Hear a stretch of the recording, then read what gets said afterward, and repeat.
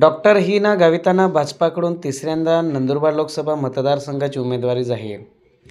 Doctor Hina Gavit यांना भारतीय जनता पार्टीकडून तिसऱ्यांदा नंदुरबार लोकसभा मतदारसंघाची उमेदवारी जाहीर झाली. उमेदवारी जाहीर होताच त्यांच्या निवासस्थानाबाहेर कार्यकर्त्यांनी प्रचंड जल्लोष करून आतषबाजी करत आनंद व्यक्त केला. तसे हिनाताई आगे बढो अशा घोषणाही दिल्या.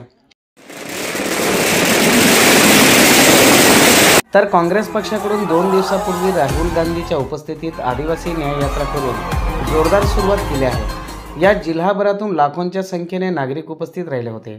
ॲडव्होकेट के सी पाडवी यांच्या नावाची चर्चा सुरू आहे. येत्या काही दिवसात काँग्रेसच्या उमेदवाराचे चित्र स्पष्ट होईल.